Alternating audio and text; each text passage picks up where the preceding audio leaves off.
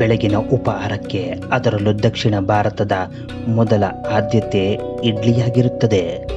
ಇದು ದಕ್ಷಿಣ ಭಾರತದ ಪ್ರಮುಖ ತಿನಿಸಾಗಿದ್ದು ಎಲ್ಲರ ಮನೆಯ ಸಾಮಾನ್ಯ ಅಡುಗೆಯಾಗಿದೆ. ದಕ್ಷಿಣ ಭಾರತದಲ್ಲಿ ಶತಮಾನಗಳಿಂದ ಪಾಕ ಪದ್ಧತಿಯ ಭಾಗ ಇಡ್ಲಿ ಎಂಬುದು ಎಲ್ಲರಿಗೂ ತಿಳಿದಿರುವ ವಿಚಾರ. ಇಡ್ಲಿ ಕೇವಲ ಉಪಹಾರವಲ್ಲ, ಅದು ಭಾರತದ ಸಂಸ್ಕೃತಿ, ಆಹಾರ ಪರಂಪರೆ ಮತ್ತು ಆರೋಗ್ಯಕರ ಜೀವನ ಶೈಲಿಯ ಸಂಕೇತವಾಗಿದೆ. ಇತ್ತೀಚೆಗೆ ಇಂಡೋನೇಷ್ಯಾದಲ್ಲಿಯೂ ಇಡ್ಲಿಯನ್ನು ಹೋಲುವ ತಿನಿಸುಗಳ ಕುರಿತು ಚರ್ಚೆಗಳು ನಡೆಯುತ್ತಿರುವುದು ಮತ್ತೊಮ್ಮೆ ಇಡ್ಲಿಯ ಮೂಲದ ಬಗ್ಗೆ ಕುತೂಹಲ ಮೂಡಿಸಿದೆ. ಹಾಗಿದ್ದರೆ ಇಡ್ಲಿಯ ಇತಿಹಾಸವೇನು, ಅದರ ವೈಶಿಷ್ಟ್ಯಗಳು, ಬಗೆಗಳು, ರವೆ ಇಡ್ಲಿ ಹಿನ್ನೆಲೆ ಸೇರಿ ಮತ್ತಿತರ ಮಾಹಿತಿ ಇಲ್ಲಿದೆ. ದಕ್ಷಿಣ ಭಾರತದ ಆಹಾರ ಪದ್ಧತಿಯ ಅವಿಭಾಜ್ಯ ಅಂಗವಾಗಿರುವ ಇಡ್ಲಿಯ ಮೂಲ ಕೆದಕುವ ಚರ್ಚೆಗಳು ಮುನ್ನೆಲೆಗೆ ಬಂದಿವೆ. ಇಡ್ಲಿ ಮೂಲ ಭಾರತವೇ, ಇಂಡೋನೇಷ್ಯಾವೇ ಎಂಬುದು ಈ ಚರ್ಚೆಯ ತಿರುಳು. ಆದರೆ ವಿಷಯದಲ್ಲಿ ಇತಿಹಾಸಕಾರರಲ್ಲೇ ಭಿನ್ನಾಭಿಪ್ರಾಯಗಳಿವೆ. ಇತಿಹಾಸಕಾರ KT ಆಚಾರ್ಯ ಸೇರಿ ಹಲವು ತಜ್ಞರು ಹೇಳುವಂತೆ ಇಂಡೋನೇಷ್ಯಾದಲ್ಲಿರುವ ಹುದುಗಿಸಿ ಹಬೆಯಲ್ಲಿ ಬೇಯಿಸಿ ತಯಾರಿಸುವ ಆಹಾರ ಪದ್ಧತಿಯ ಪ್ರಭಾವದಿಂದಾಗಿ ಇಡ್ಲಿಯು ದಕ್ಷಿಣ ಭಾರತಕ್ಕೆ ಬಂದಿರಬಹುದು. ಮತ್ತೊಂದು ವಾದ, ಇಡ್ಲಿ ಸಂಪೂರ್ಣವಾಗಿ ದಕ್ಷಿಣ ಭಾರತದೇ ಸೃಷ್ಟಿ. ಭಾರತದ ಇಡ್ಲಿ ತಯಾರಿಕೆಯ ವಿಧಾನವನ್ನು ಪ್ರಾಚೀನ ಇಂಡೋನೇಷ್ಯನ್ನರು ಅಳವಡಿಸಿಕೊಂಡಿರಬಹುದು. 8 ಮತ್ತು 12ನೇ ಶತಮಾನಗಳ ನಡುವಿನಲ್ಲಿ ದಕ್ಷಿಣ ಭಾರತದ ಪ್ರಮುಖ ರಾಜಮನೆತನ ಚೋಳರ ಸಾಮ್ರಾಜ್ಯ ಹಿಂದೂ ಮಹಾಸಾಗರದಾದ್ಯಂತ ಹರಡಿತ್ತು. ವ್ಯಾಪಾರಿಗಳು, ಸನ್ಯಾಸಿಗಳು, ರಾಜತಾಂತ್ರಿಕರು ಮತ್ತು ಪ್ರಯಾಣಿಕರು ಭಾರತೀಯ ಉಪಖಂಡ ಮತ್ತು ಆಗ್ನೇಯ ಏಷ್ಯಾ ಪ್ರದೇಶಗಳ ನಡುವೆ ಪ್ರಯಾಣಿಸುವುದು ಸಾಮಾನ್ಯವಾಗಿತ್ತು. ಈ ರೀತಿ ಇಂಡೋನೇಷ್ಯಾಗೆ ತಲುಪಿರಬಹುದು ಎಂಬುದು ಕೆಲ ಇತಿಹಾಸಕಾರರ ಅಭಿಪ್ರಾಯ. ಇಡ್ಲಿಯು ಸಾವಿರಾರು ವರ್ಷಗಳಿಂದ ದಕ್ಷಿಣ ಭಾರತದ ಪ್ರಮುಖ ತಿನಿಸು ಎಂಬುದಕ್ಕೆ ಅತಿ ದೊಡ್ಡ ಸಾಕ್ಷಿ ಎಂದರೆ ಕನ್ನಡದ ಕೃತಿ ಒಡ್ಡಾರಾಧನೆ. ಕ್ರಿಸ್ತಶಕ 9ನೇ ಶತಮಾನದಲ್ಲಿನ ಕನ್ನಡದ ಪ್ರಸಿದ್ಧ ಜೈನ ಕವಿ ಶಿವಕೋಟಾಚಾರ್ಯ ಅವರು ರಚಿಸಿದ ಕೃತಿ ಇದಾಗಿದ್ದು, ಇದರಲ್ಲಿ ಇಡ್ಡಲಿಗೆ ಎಂಬ ಉದ್ದಿನ ಕಾಳಿನಿಂದ ತಯಾರಿಸುವ ತಿನಿಸನ್ನು ಉಲ್ಲೇಖಿಸಲಾಗಿದೆ. ಲೋಕೋಪಕಾರ ಮತ್ತು ಮನಸೋಲ್ಲಾಸ ಕೃತಿಗಳಲ್ಲಿಯೂ ಇಡ್ಲಿಯ ತಯಾರಿಕೆ ಮತ್ತು ಅದರ ವೈಶಿಷ್ಟ್ಯಗಳ ಬಗ್ಗೆ ವಿವರಿಸಲಾಗಿದೆ. ಈ ದಾಖಲೆಗಳು ಇಡ್ಲಿಯ ಇತಿಹಾಸವು ಸಾವಿರಾರು ವರ್ಷಗಳಿಂದಲೂ ಹಳೆಯದು ಎಂಬುದು ಸೂಚಿಸುತ್ತದೆ. 11ನೇ ಶತಮಾನದಲ್ಲಿದ್ದ ಕವಿ 3ನೇ ಸೋಮೇಶ್ವರ ತನ್ನ ಸಂಸ್ಕೃತ ಗ್ರಂಥ ಮನಸೋಲ್ಲಾಸದಲ್ಲಿ ಇಡ್ಲಿ ತಯಾರಿಸುವ ವಿಧಾನವನ್ನು ಬಣ್ಣಿಸಿದ್ದಾನೆ.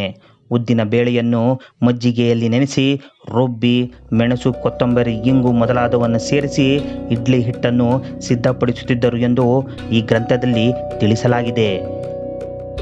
ಸರಳವಾಗಿ ತಯಾರಿಸುವ ತಿನಿಸಾಗಿದ್ದರೂ ಇಡ್ಲಿಯು ಪೌಷ್ಟಿಕಾಂಶಗಳಿಂದ ಸಮೃದ್ಧವಾಗಿರುವ ಕಾರಣ ಇದು ಸಾಮಾನ್ಯ ಜನರಿಂದ ಹಿಡಿದು ಗಣ್ಯರವರೆಗೂ ಎಲ್ಲರ ಮೆಚ್ಚುಗೆಗೆ ಪಾತ್ರವಾಗಿದೆ.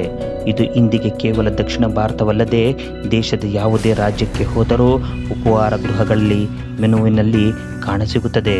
ಚಟ್ನಿ, ಸಾಂಬಾರ್, ತುಪ್ಪ, ಚಟ್ನಿ ಪುಡಿಯೊಂದಿಗೆ ಸವಿಯುವ ಈ ತಿನಿಸು ಎಲ್ಲ ವಯೋಮಾನದವರಿಗೂ ಅಚ್ಚುಮೆಚ್ಚು.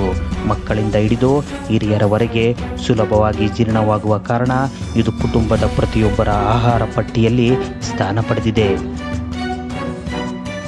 ಬೆಂಗಳೂರಿನಲ್ಲಿ ಹುಟ್ಟಿದ ರವೆ ಇಡ್ಲಿ ಶತಮಾನಗಳಿಂದಲೂ ಅಕ್ಕಿ ಹಾಗೂ ಉದ್ದಿನ ಕಾಳುಗಳನ್ನು ಬಳಸಿ ತಯಾರಿಸಲಾಗುತ್ತಿದ್ದ ಇಡ್ಲಿಗೆ 2ನೇ ಮಹಾಯುದ್ಧದ ವೇಳೆ ರವೆ ಇಡ್ಲಿಯ ಮೂಲಕ ಮರುರೂಪ ನೀಡಲಾಯಿತು.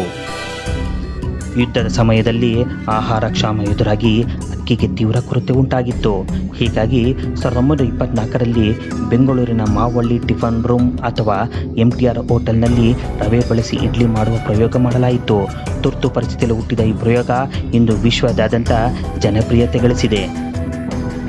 ರಸ್ತೆ ಬದಿಯ ಅಂಗಡಿಗಳಿಂದ ಹಿಡಿದು ಮನೆಗಳವರೆಗೆ ಇಡ್ಲಿ ಚೆನ್ನೈನ ದೈನಂದಿನ ಸಂಸ್ಕೃತಿಯಲ್ಲಿ ಆಳವಾಗಿ ಬೆಸೆದು ಹೋಗಿದೆ. ಚೆನ್ನೈ ತನ್ನ ದೀರ್ಘಕಾಲೀನ ಇಡ್ಲಿ ಸಂಸ್ಕೃತಿ ಮತ್ತು ಈ ಖಾದ್ಯವು ನಗರದಲ್ಲಿ ದೈನಂದಿನ ಜೀವನದ ಭಾಗವಾಗಿರುವುದರಿಂದ ವಿಶ್ವದ ಇಡ್ಲಿ ರಾಜಧಾನಿ ಎಂಬ ಅಧಿಕೃತ ಬಿರುದನ್ನು ಚೆನ್ನೈ ಪಡೆದುಕೊಂಡಿದೆ. ಮಾರ್ಚ್ 30ರಂದು ವಿಶ್ವ ಇಡ್ಲಿ ದಿನವನ್ನು ಆಚರಿಸಲಾಗುತ್ತದೆ. ಈ ದಿನವನ್ನು ಚೆನ್ನೈ ಮೂಲದ ಇಡ್ಲಿ ತಜ್ಞ ಎನಿಯವನ್ ಪ್ರಾರಂಭಿಸಿದರು. ಅವರು ವಿವಿಧ ರೀತಿಯ ಇಡ್ಲಿಗಳನ್ನು ಪ್ರದರ್ಶಿಸುವ ಮೂಲಕ ಆಚರಣೆಯನ್ನು ಜನಪ್ರಿಯಗೊಳಿಸಿದರು. ಆದರೆ ಅತಿ ಹೆಚ್ಚು ಇಡ್ಲಿ ಬೇಡಿಕೆ ಇರುವ ನಗರಗಳಲ್ಲಿ ಬೆಂಗಳೂರು ಅಗ್ರಸ್ಥಾನ ಪಡೆದಿದೆ. ಆರೋಗ್ಯದ ಬಗ್ಗೆ ಕಾಳಜಿ ವಹಿಸುವವರಿಗೆ ಇಡ್ಲಿ ಮೊದಲ ಆಯ್ಕೆ.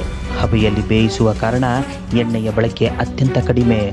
ಹುದುಗಿಸಿದ ಹಿಟ್ಟಿನಿಂದ ತಯಾರಿಸಲಾಗುವುದರಿಂದ ಜೀರ್ಣಕ್ರಿಯೆಗೆ ಸಹಕಾರಿ. ಕಡಿಮೆ ಕೊಬ್ಬು, ಉತ್ತಮ ಕಾರ್ಬೋಹೈಡ್ರೇಟ್, ಉದ್ದಿನಲ್ಲಿರುವ ಪ್ರೋಟೀನ್, ಫೈಬರ್ ಹಾಗೂ ಸುಲಭ ಜೀರ್ಣವಾಗುವ ಕಾರಣ ವೈದ್ಯರು ಮತ್ತು ಪೌಷ್ಟಿಕ ತಜ್ಞರು ಇಡ್ಲಿಯನ್ನು ಅತ್ಯುತ್ತಮ ಉಪಹಾರಗಳಲ್ಲಿ ಒಂದೆಂದು ಪರಿಗಣಿಸುತ್ತಾರೆ. ತೂಕ ಇಳಿಸಲು ಪ್ರಯತ್ನಿಸುವವರು ಬೆಳಗಿನ ಉಪಹಾರಕ್ಕೆ ಇಡ್ಲಿ ಬಳಸುವುದು ಸೂಕ್ತ ಎಂದು ತಜ್ಞರು ಹೇಳುತ್ತಾರೆ. ಇಡ್ಲಿಯಂತೆ ಭಾರತೀಯ ಆಹಾರ ಸಂಸ್ಕೃತಿಯ ಅನೇಕ ತಿನಿಸುಗಳು ವಿಶ್ವದಾದ್ಯಂತ ತಮ್ಮ ಛಾಪು ಮೂಡಿಸಿವೆ. ದೋಸೆ, ವಡೆ, ಬಿರಿಯಾನಿ, ಸಮೋಸ, ಚಿಕನ್, ಪಾನಿಪುರಿಯಂತಹ ತಿನಿಸುಗಳು ವಿಶ್ವದ ಹಲವು ನಗರಗಳಲ್ಲಿ ಕಾಣಸಿಗುತ್ತದೆ.